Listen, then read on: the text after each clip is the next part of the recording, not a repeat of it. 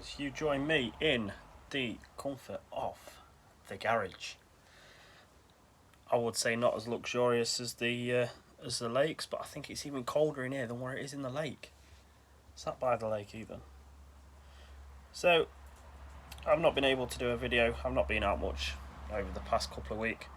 So I thought I'd just give you a insight of what I'm doing while I've not been fishing. Now obviously the times are a bit hard. Lockdown's got us a bit muddled up. I don't think Boris knows what he's doing himself at the moment. Are we in lockdown? Are we in and out of lockdown? Are we having a second wave? Are we not having a second wave? And all this regional business, I can't keep up with him. So anyway, I just thought we'd tie some rigs. I'm just going to finish this one off just to show you what it's like, and then we'll go through it and tie another one.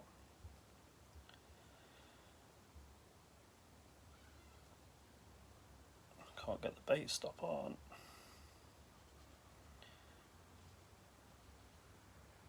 The joys of curve shank hooks. Right, there we go. So my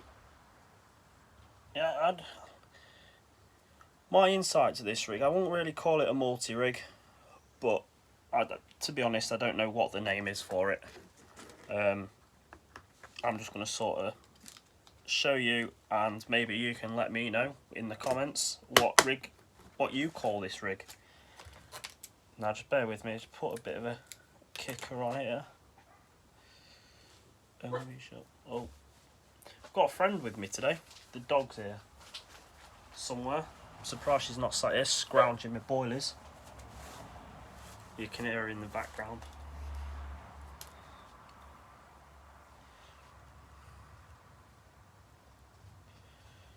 So I hope you guys have been out fishing and had more luck than me in getting out. If you have, well done. If not, then let's get yourselves out there. I know a lot of people are back at work now, and that's a good thing, but also it's a bad thing because it means less fishing time. So what I'm looking at showing you to do tonight is just a simple, it's very, very simple to tie. I'd call it a multi-rig if we can get there. I mean, we can put a swivel on, bait screw on and what have you. So this is my approach to it. So I've got 7 or 8 inches of braided line there. It's a very strong braided line. I mean, I think it's a 45 pound. I mean, usually I use it when I'm out on the bank and the pits, just to make sure that I am getting the full potential of my tackle. Down to a size 6 curve shank hook, and I swear by the curve shanks. I mean, by the time you've hooked that fish, it's picked the weight up, it is deep in the mouth. I either go curve shank or a crankshaft. A crankshaft. Are they called cranks? Something like that. And then for the baiting option, I've gone a micro swivel. And no, it's not a ring swivel. It is just a micro swivel. The ring swivel, for me, they kick out too much. Your hook will end up in your bait, and I can't be doing with all that. All I want to do is get it out there nice and effectively, get the fish on, and not having to mess around with hook pulls and things like that. Okay, so to tie this rig, very, very easy. What we do, you take your braid. So again, like I say, I've gone very generous in mine. Gives me a chance to tie my knots and things like that. I mean, like I say, I've got 7 or 8 inches there. That I won't use it all. By the time I've put my end loop in, I'll probably bring it down to about 4 or 5 inches. So I've got my length of braid. I'll pick out a size 8 curve shank hook from Corda. I did say 6, but that one must have been an 8 as well because it's out the same packet. And what I do, very generously moisten the top of your line. Hook it, put it through the front of the eye. So you've got the hook facing up in your hands, just like that. Okay, finger on the end of the eye there, form a loop, and I wrap round 7 times. 4, 5, 6, 7. And with the tag end there, I go round the back of the knot that I've made, and I put it, ow, hook in the finger, I put it through the back of that loop. I think I needed my glasses and I can't see it. Okay, so then, I swear, I'm getting hooked. Should be a rugby player or one of them people that stand on the edge of streets. But we won't go there. Moisten it. Make sure your hook's not getting tangled. And pull down. Oh, I've not done that right. Amateur error. Let's try again. A lot of people sat there laughing at me now, I bet you. Thinking I thought he knew what he were doing. You can't even tie a bloody knot. So we'll try again. Go around 7 times. I did it on purpose really, just to make the video fun.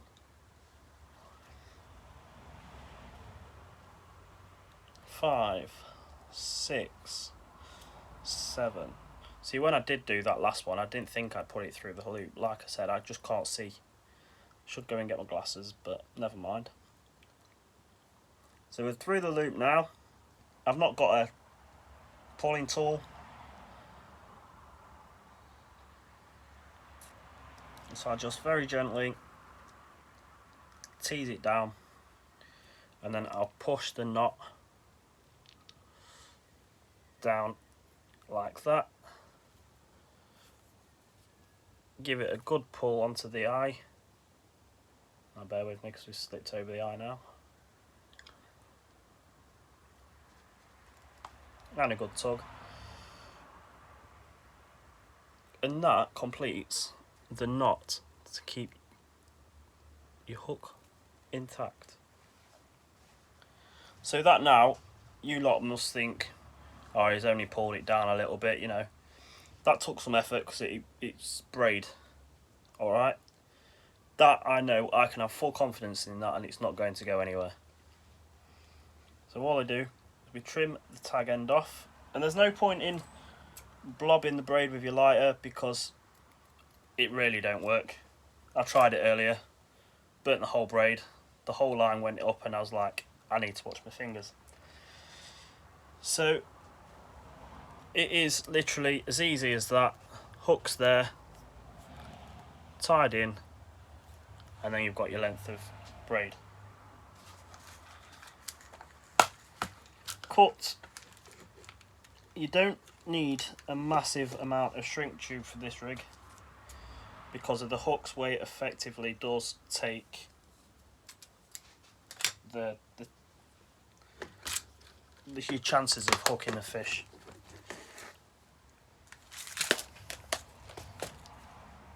So what I've done is I may have cut a bit more than what I need, just there, but that's for me. I've got something wrong with me, I'm telling you. Comment down below, guys, do you keep dropping everything every time you're trying rigs? And or whether you're on the bank or at home or anything, it's an absolute nightmare trying to keep hold of everything. But like I was saying, you pull it down, and to make an effective kicker, then yeah, that's probably the right amount of shrink tube in there. So I'm going to go with it. The old method is, you know, you steam your shrink tube over a kettle, but I'm in the garage, I ain't got a kettle. So good old lighter, be very careful not to burn the braid. I'm actually surprised I did that. That acts as your kicker. I'll just show you at that angle there. So as you can see, it's curving round. That's going to give you full hooking potential. and your fish are going to be nailed. So, I don't know what that was with. My choice, because I like to be different and I like to experiment with my baits. Obviously, if you've got somewhere that's on a pop-up, with a pop-up, my option would be a bait screw. Fishing, my way of fishing, what I do is I put my boilie on and I put an artificial bit of corn. Okay, so to do that, what I do is use a micro swivel, like I showed you on the ready-made rig. Very small swivel onto the hook. Now this is the funny bit because I can't see this and it's a nightmare to get on. With your bait stop. Now these bait stops that I've got, I used to be putting them, I don't know if you can see it guys, but there's a fat end and a little end and a smaller end. You can't quite see it there. If I hold it like that, my chubby fingers get in the way. Oh no, there we go. The fat end and the little end. So I used to go in with a fat end first, and I wondered why my baits were coming off. Okay, because what were happening then, my swivel were pushing up with the buoyancy. I mean, there's no swivel on the bottom, so I've got no hook no weight at the bottom of the hook, and it were pushing the bait stop off, and I were losing baits. Sorry, not rigs. So what I do now, probably the way forward, is put the little end first. I think that's what you meant to do anyway, to be honest. Little end first, fat end at the end, at the top, and there we go. Your swivel sits on the point of the hook, and the beauty about this is you can fish however you want to. You can change your hook angle to get the best of your hooking opportunities, and that is partly your rig finished. So I finish it off, if I've got any, with anti-tangle sleeve. Now I will trim this down because I don't need it the length it is. That's just going to sit over the end components from the rig and stop me, hopefully, from tangling up. Tying a loop as to where I want my rig.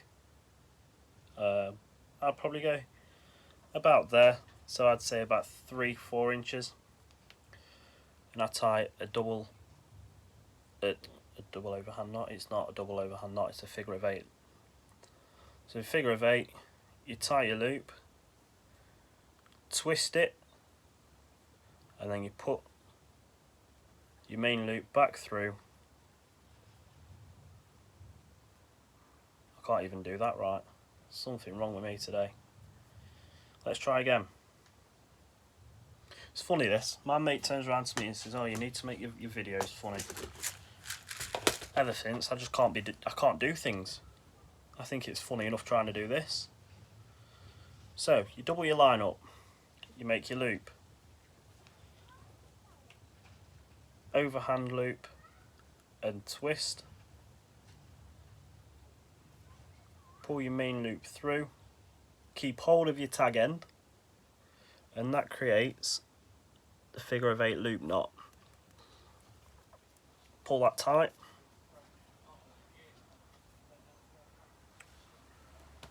Lose your scissors. Trim off the tag end when you found your scissors. And then you just pull that rubber anti-tangle sleeve up.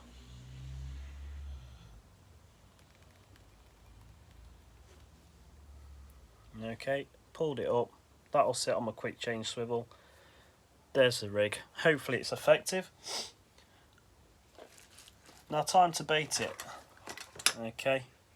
Now I've got the Fox bait floss. I mean, a lot of people use dental floss. It's exactly the same. It burns just as well. generous amount because I'm putting 2 baits in there.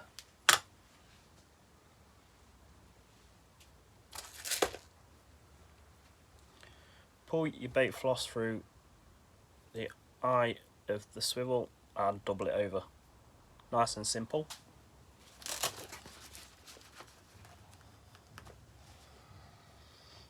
Now just a baiting needle. Now I said that I was going to use this as a boilie rig, but I'm still going to go with boilie rig. I've just decided. Bear with me. Try and get in the tackle bag.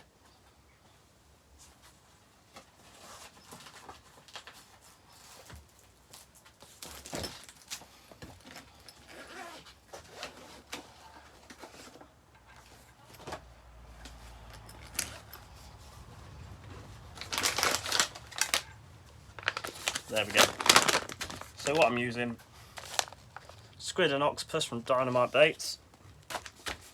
Okay, and trust me, you know you've got these in your tackle bag. If you've never tried them before, core blimey, the scent on them. It's not actually a bad scent, I don't think. It's just a very, very strong scent. It smells spices, which is very unusual for a squid and octopus bait, you'd have thought. So, car blimey, we can't even open the bag. And I'm going to keep this video uploaded because you can see the day-to-day errors that an angler makes. We're in. Oh, like I said, that pungent smell. So what I'm going to do is I'm going to top my boilie with, what colour? What colour shall we go for? We'll go for that one. I'm going to top my boilie with a pink bit of artificial corn, just for visual. I mean, it don't smell. It's not a scented one. I know you can get scented corn and things like that. I'm just going to put my boilie stop at my boilie needle straight through the centre of the corn. Boilie onto the needle. Okay, so it ends up like that. Drop the bait floss again. And thread this back through the eye.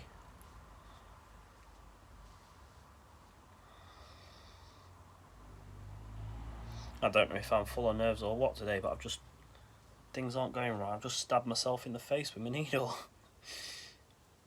Onto the bait floss goes your boilie and the corn.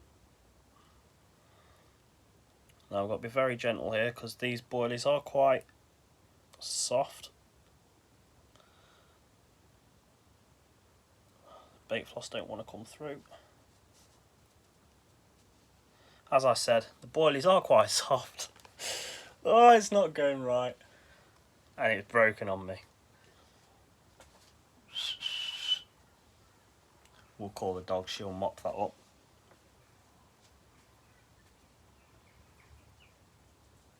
Here she comes. Sit. Sit. Good girl. Partial to a squid and octopus boilie is that dog. Don't know if she should give it him, but I mean, she comes on the bank with me and she eats them all. Never done her any harm. I think I should probably stop doing it though. Especially now I've said it, you guys will have me onto the RSPCA. I don't want that. So let's try again. I'm just going to try and stop it this time before the... Is there any need? Is there any need? Thank you. So I've stopped this time. I've not put the corn on just yet. Simply because I need to get that floss through the boilie.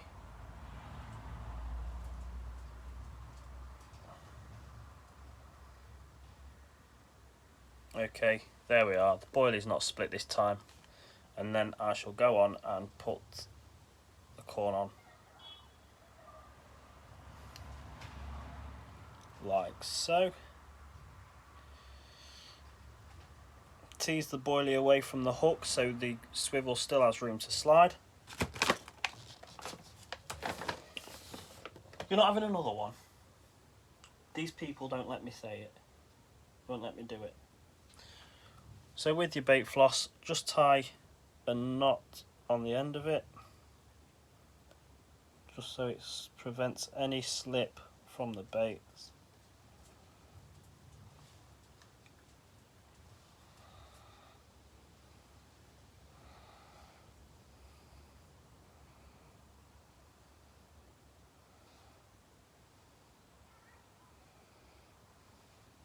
Very fiddly to do. I should have given myself a bit more floss to do it with.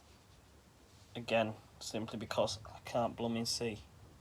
So there we go. I've made that knot on the end of my bait floss. I'm going to trim the excess off. And I'm alright in doing this as well because I'm actually out on the bank tomorrow. So going for 36 hours. And we blob the end of the bait floss with a lighter. Okay, pull it tight. And that is how I tie the multi-rig. I think, like I say guys, I don't know if it is the multi-rig. Just let me know in the comments. Let's see what you guys call it. But I'm losing everything yet again. That is the finished product. And again, with that being a boilie, that'll probably just sit off the bottom like that. So the corn makes it float, almost like a wafter, I think. Alright. It might just sit on the end, on the edge of the bed like that, on the lake bed like that. But that pink corn is the visual. Okay, that'll get dipped before I goes out tomorrow, and a bit of goo or whatever it is I've got. Like I say, give it that extra flavour. Adjust that hook bead to where you want it, and that there is a spot on rig, I think. Okay. So, any more rigs I can think of, guys, I will try and get the time. I mean, I'll show you how I tie a Ronnie rig and probably a slip D ring and all sorts. As soon as I get time to do them, might do it tomorrow when I'm out on the bank. But yeah, I shall check in with you tomorrow, guys, out on the bank, and hopefully, just hopefully, we get some monsters. I've never fished this lake where we're going before, so I don't know what's in there. I mean, done a bit of research. There's a nice head of 30s, nice head of 20s, and mid to upper doubles. So nothing massive, but again, I'm not bothered. I'm out on the bank, I'm fishing. I'm in my happy place, as we call it, or shall we say my natural habitat. So carry on liking and following the videos. Give us a follow. Okay, I'm only trying to help you guys with the knowledge that I know. I want your input as well as putting in the effort to have my own input. Okay, so peace out, guys. We shall see you on the bank tomorrow.